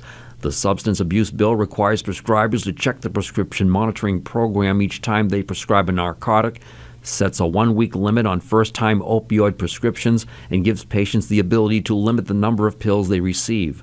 The bill also includes provisions aimed at informing young people, parents, and patients about the risks of opioid use and misuse, quote, which will help prevent tragedies in the future. Quote, the House of Representatives has prioritized a comprehensive response to the alarming rise in substance abuse incidents, Dempsey said in a statement released to WHAV. Quote, over the past several years, the House has increased funding for substance abuse services by 65%. This bill, along with increased funding and last year's landmark substance abuse legislation, will go a long way in helping individuals struggling with addiction across the state, end quote. A compromise between House and Senate versions emerged last Wednesday from a conference committee, including Ways and Means co-chairs Dempsey and Senator Karen Spilka of Ashland. It received unanimous votes from both legislative branches Wednesday and Thursday. The conference committee report, according to Dempsey, includes, quote, significant new policies that will help to fight the opioid epidemic impacting all corners of the Commonwealth. Quote, the report focuses on intervention, education, and prevention and incorporates the best ideas from both the House and Senate versions of the bills. The House of Representatives firmly believes that provisions within this report will have a major impact towards reversing the opioid epidemic in the Commonwealth and will provide several new tools to help break the cycle of opioid abuse, Dempsey added. There's more in-depth coverage at whav.net. Archie Comics co-CEO Nancy Silberkleit returns live to WHAV's Open Mic Show tonight, beginning at 6:30. Silberkleit appears in person and is expected to address a wide variety of topics, ranging from Women's History Month to Earth Day, as her Haverhill-modeled Archie comic book characters address a greater number of societal issues around the world. One recent initiative is Getting Drastic with Plastic. Quote, Getting Drastic with Plastic is narratively a story of a student who accomplishes the same feat by applying scientific data, creative thinking, and community engagement around an important environmental issue, according to literature provided by Silberkleit. Silberkleit, a former art teacher with 25 years of experience, was thrust into the management of Archie Comics when her husband Michael passed away in 2008. He was the son of Louis Silberkleit, who founded the comic book company with Morris Coyne and John L. Goldwater in November 1939. Archie debuted in Pep Comics number 22, December 22, 1941. The first Archie was drawn by Haverhillite Bob Montana and written by Vic Bloom. The open mic program may be viewed at WHAV.tv and in standard definition at HC Media Channel 22 on Comcast in Haverhill. Audio may also be heard at WHAV.net, participating cable television stations across the Merrimack Valley, Apple TV's Golden Oldies Group, and TuneIn. There's more at WHAV.net. 3 Haverhill residents arrested on drug dealing charges Friday night are due to be arraigned in Haverhill District Court. Haverhill police arrested a total of 4 people during an investigation between 9:28 and 10:11 p.m. Friday at 14 Albion Street, Haverhill. Freddie Wilson, 58, of 14 Albion Street, Alonzo Johnson, 39, of 136 South Elm Street, and Danielle Duty, 24, of 58 16th Avenue, were each charged with drug possession with intent to distribute and conspiracy to violate drug laws. Wilson was additionally charged with keeping a noisy and disorderly house. Duty was also taken into custody on an unspecified outstanding warrant. Also arrested at the scene on an outstanding warrant was a 59-year-old man from Somersworth, New Hampshire, but specific charges under the warrant were not listed on a police log. In other police news, a Haverhill man heads to district court to face assault and various recreational motor vehicle charges after his arrest by Haverhill police Sunday afternoon. Stephen Nason, 56, of 43 Bennington Street, Haverhill, was arrested at 3:44 p.m. Sunday at 395 Brandy Brow Road, Haverhill. He was charged with assault and battery with a dangerous weapon, unsafe operation of a recreational vehicle, operating an unregistered recreational vehicle, and failure to stop a recreational vehicle for police. Remember, WHAV is the only Haverhill-based news source, and it's always free. In the Edwin V. Johnson newsroom, this is Dana Esmel. From Feature Story News in New York, I'm Lorna Shattuck. Most of Russia's troops in Syria will start to be withdrawn from the country starting this Tuesday. President Vladimir Putin announced the decision on Monday, saying the Kremlin's presence in Syria had mainly achieved its objectives. Julia Lyubova reports from Moscow. On Monday, Vladimir Putin spoke to Bashar al-Assad, the Syrian president, on the phone. And in that phone call, both agreed that ceasefire in Syria reduced the bloodshed. Well, according to Russia's state media, Russia will keep its base in the city port of Tartus, and also Russia will keep a base for its aviation. And at the same time as ordering the withdrawal of Russian troops from Syria, Vladimir Putin also ordered that Russia intensifies its role in the peace process in Syria. Russia began its military campaign in Syria at the end of September last year, and Russia's air force has conducted thousands of sorties, conducting airstrikes. The surprise move from Russia comes as UN-brokered talks aimed at resolving the conflict in Syria have restarted in Geneva. The discussions will be the first since major world powers agreed on a cessation of hostilities last month. Laura Kantikin reports from UN headquarters in New York. UN envoy Staffan de Mistura said Syria peace negotiations are the moment of truth, speaking to reporters in Geneva shortly before the process reignited. De Mistura will lead proximity talks, meeting himself individually with the parties, but the rival invitees will not, for the time being, be meeting face-to-face. ISIS and internationally recognized terrorist organizations are banned from attending the talks. The UN position is that there can be no way forward unless it is through a political transition, but the Syrian opposition party insists Assad must exit before negotiations can take place. The UN envoy is hopeful Syria will keep within the bounds of the Security Council's resolution, which scheduled Syrian presidential elections to take place in 2018. Laura Kantikin, New York. And US presidential hopefuls are delivering their final pitches to voters ahead of Tuesday's 5-state voting contest. Hundreds of delegates are up for grabs for both Republican and Democrat candidates in Florida, Ohio, Illinois, North Carolina and Missouri. In Washington, here's Kevin McAleese. The latest NBC Wall Street Journal poll shows Republican hopeful Donald Trump commanding a double-digit lead in Florida over the state's Senator Marco Rubio. Mr. Trump is polling neck and neck on another candidate's home turf, where a win for Ohio Governor John Kasich would blunt the real estate mogul's attempt to close in on the GOP nomination. Both Ohio and Florida are winner-takes-all primaries for the Republicans. For the Democrats, Bernie Sanders will hope his stance against what he calls unfair trade deals and Hillary Clinton's support of them will resonate and attract voters across Midwest states. However, polls show Hillary Clinton is favourite to take Florida on Tuesday, which would see the former US Secretary of State continue to build her delegate lead over the Vermont senator. From bureaus worldwide, this is FSN. Wave weather. I'm WHAV meteorologist Rob St. Pierre with Wave Weather. And for tonight, we'll have occasional rain. It is going to be breezy. Temperatures starting off in the upper 30s and rising through the night. There's a possibility a little bit of sleet may sneak in from time to time, but shouldn't cause any real issues. We'll have rain on Tuesday in the morning, tapering to showers. Might even be ending later in the day. Highs in the mid-40s. Maybe some drizzle early Tuesday night, otherwise partly to mostly cloudy, a low in the upper 30s. Partly sunny Wednesday, maybe a shower close to 60. I'm WHAV meteorologist Rob St. Pierre. Your next Wave Weather in 30 minutes. Those Boston stations don't always understand weather in the Merrimack Valley. Stay informed with Wave Weather every 30 minutes, 24 hours a day on Soft Gold WHAV. This is listener-supported community radio. WHAV LP Haverhill, the Merrimack Valley's Pacifica affiliate. WHAV Merrimack Valley Open Mic.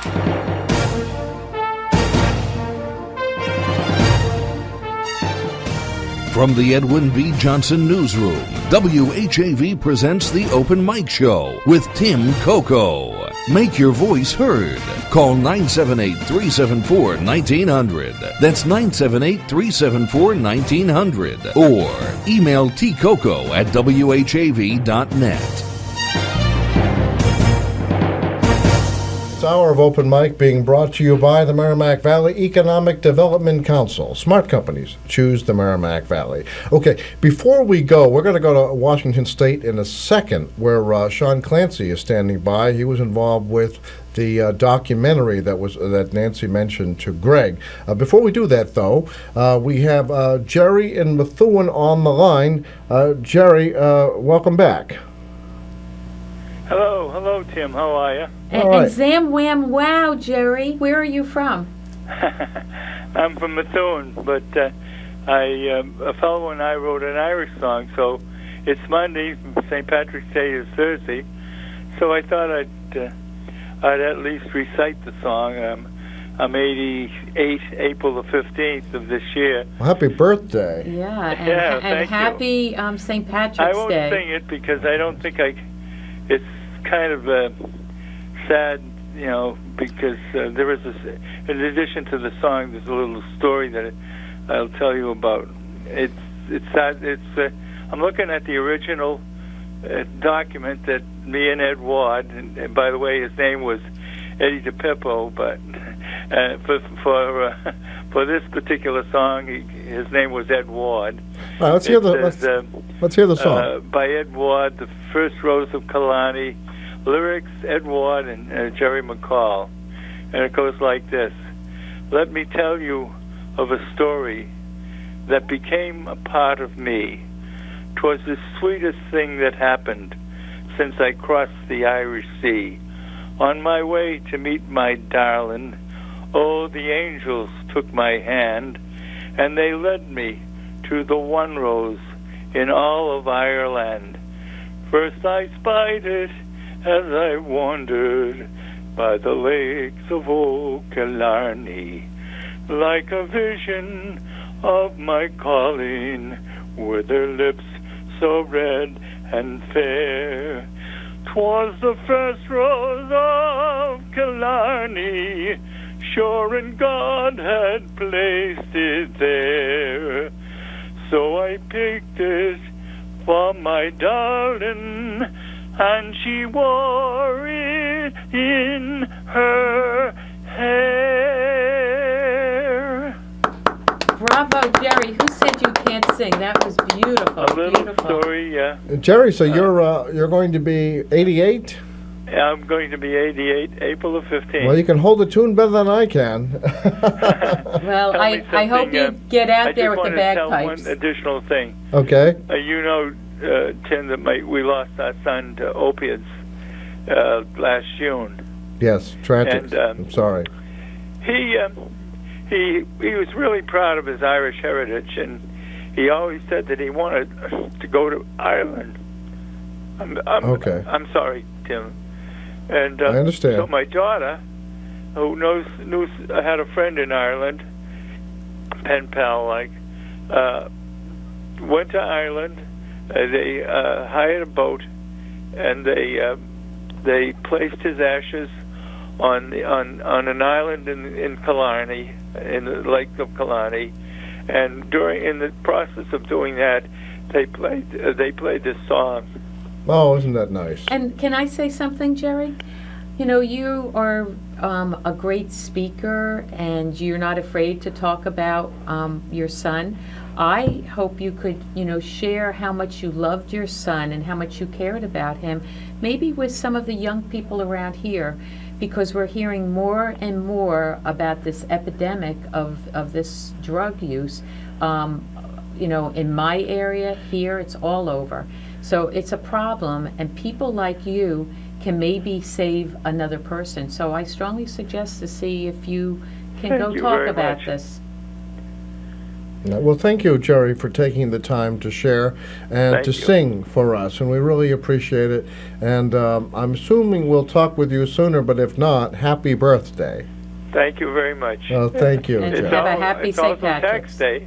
Well, And it's also my daughter's birthday. Oh, that's right. We do have that in the list. And my daughter was married on April 15th.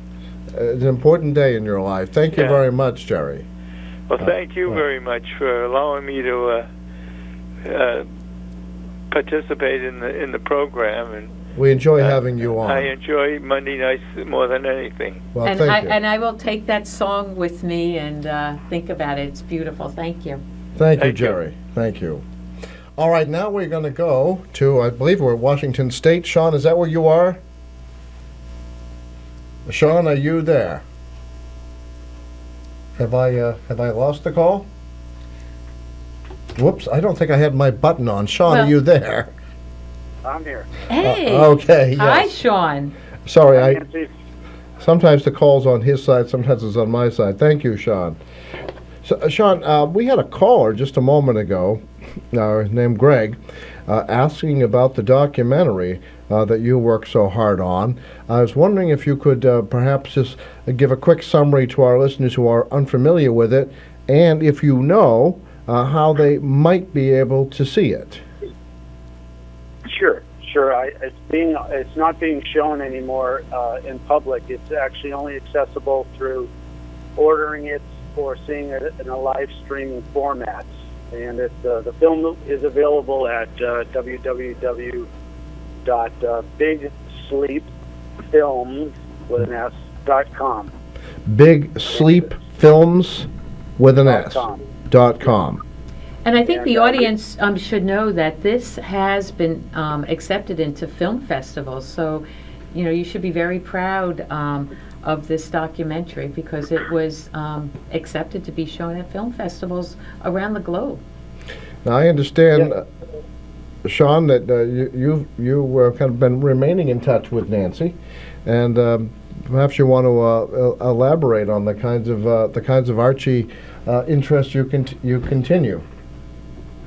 Well, I'll always be interested in Archie, lore. I'm always contacted by somebody who either has a Bob Montana original art or a story. So I'm accessible on Facebook, and I get there's an Archie Betty page on Facebook that continues to talk about the film, and we see every question that comes in and every message that comes in, and have been contacted, like I said, by people who are were sons and daughters of somebody who knew Bob, whose parents knew Bob Montana when they went to Haverhill High or something like that. So we're always interested in hearing stories like that, especially myself, because I'm continuing always to add to the research. So I'm not embarrassed to be corrected if I'm wrong in some areas. All right, and just a summary for those who may not be familiar with the documentary. It's available at bigsleepfilms.com. It's showing at other festivals. If you can, a short 1 minute. How did you come onto this project? Who did you work with, and what did you discover? Well, I became aware of the Archie connection to Haverhill back in 2010, and once I found out while living in Seattle about that, I tried to contact as many people who went to Haverhill High School as possible in the years that Bob Montana attended to find out more and more about that connection between Haverhill and the Archie history. And learned a lot in, I'd say, 3 or 4 years it took us to put the film and the story together. And during that time, I met Gerald Peary, who was a Boston Globe reporter who reported on the same event back in 1988, 89. And he and I hit it off, and we decided to do a film instead of a book. And so we did the film and interviewed people who knew Bob Montana, went to places that were mentioned in the Archie comic strips, and found some people who influenced the characters that we're all familiar with. Very good, and I guess one of the sad parts is that between the time you started this research and the time that the documentary was done, we had lost some of some of the people who represented these characters. Is that right? Yes, unfortunately, that's correct. Even one of them a couple of weeks prior to shooting. So it was. We did the best we could with what was available to us, and I think we did a good job on presenting what we could on the connections and getting people's stories. And it was actually very, very good. And you told me as late as today, though, that the person you have found that was the model for Betty is very much still with us. Is that right? That's correct. At 95 I had the pleasure of giving her a cap, a Betty cap. So I have a photograph of that, and it was so lovely speaking to her and hearing her memories of Bob Montana. Isn't that wonderful? Isn't that wonderful? Yeah, after we showed the film in Echo College last October, we showed the film a week later in New Jersey, and that's where she lives. And so she was there in person for that showing with her family, so that was pretty good. All right. But Sean, can you tell about maybe the possible other Betty, because there was a little bit of question. So I think the audience would love to hear the clues that you came up with. Well, yeah, I thought we only had a minute left. But well, no. We gave you a minute for the first part, but you have more time. Go on. Okay. Okay, yeah, there's plenty of people who thought they were Betty or had a connection to Bob Montana that made it plausible that they were a Betty candidate, and we cover some of that in the film. Some of those people are gone now, and the person that I put up as a candidate for the Betty character, how I discovered her name was actually mentioned in some of the 1942 Archie comic book panels, and also he dated her during the time of the creation of those characters. And her name is really Betty. So we put 2 and 2 together, and we came up with her as a real good candidate for the Betty influence.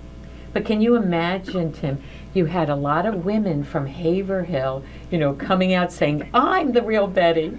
Actually, it sounds like something out of the comic book, doesn't it? Absolutely. over at the chocolate shop, arguing over, will the real Betty please stand up? And you did do some research or perhaps it was Mr. Peary, but you did some research about the chocolate shop and I think some other venues where you were able to, correct me if I'm wrong, you found some photographs that pretty much established they were the basis for the drawings in the comic book. Is that right? Yeah, it was. The first one was actually the Crown Confectionery. And the Crown Confectionery was down the street from the chocolate shop. The chocolate shop was first mentioned in the Archie Daily strip in the 1946 time period. But prior to 41 to 46, so for 5 years, it was called the Crown Confectionery in the Archie strip, in the Archie comic books, I should say. And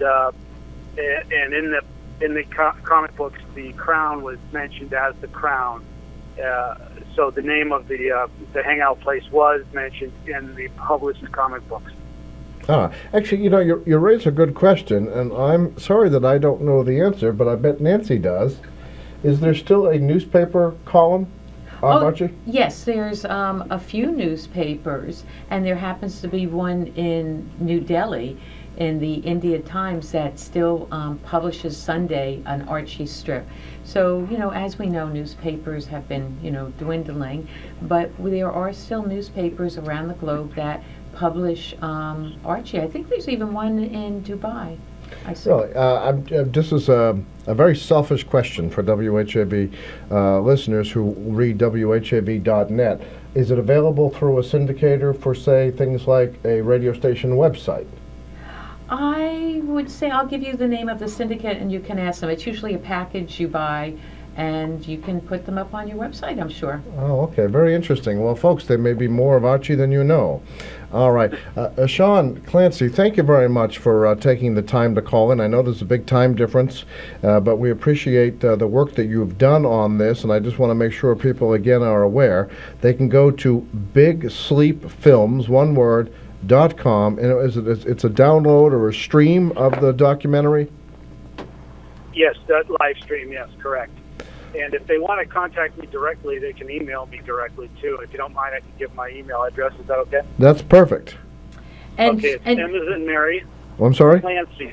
M as in Mary, Clancy. M Clancy, CLANCY, 961 at AOL.com.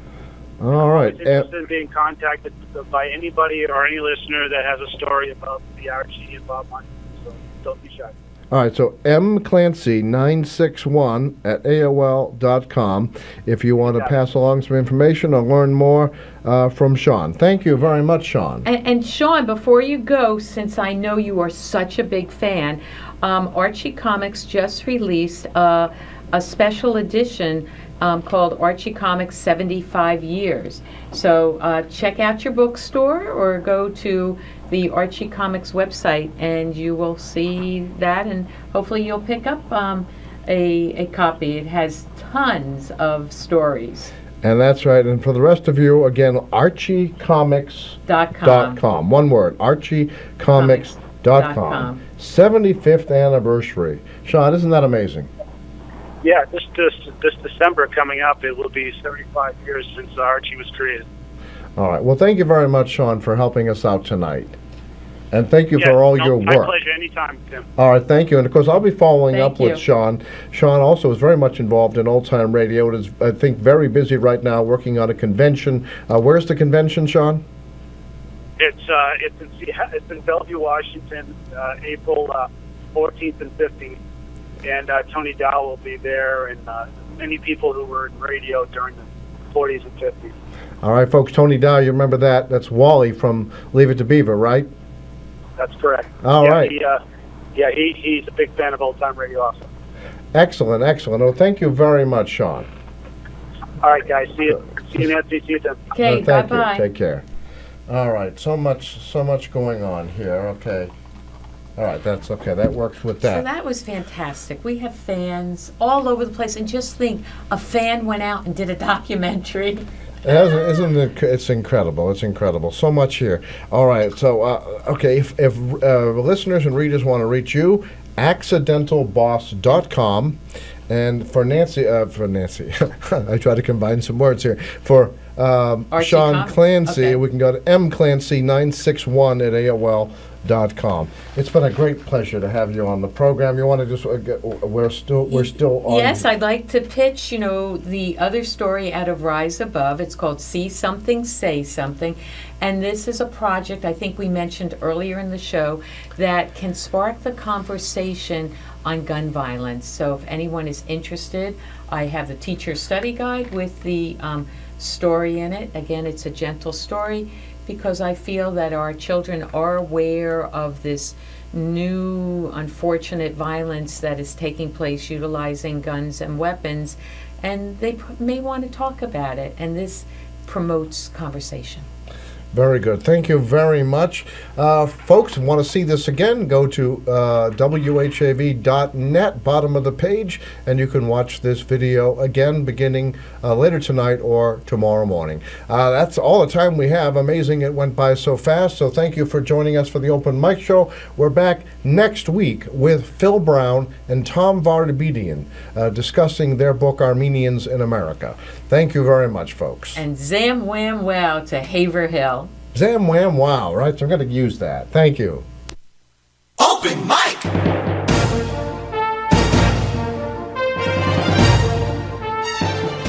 Join Tim Coco live on the Open Mic again next Monday night at 6:30. The opinions expressed on the Open Mic Show are not necessarily those of WHAV, its underwriters, or affiliated stations. The Open Mic Show came to you from the Edwin V. Johnson Newsroom.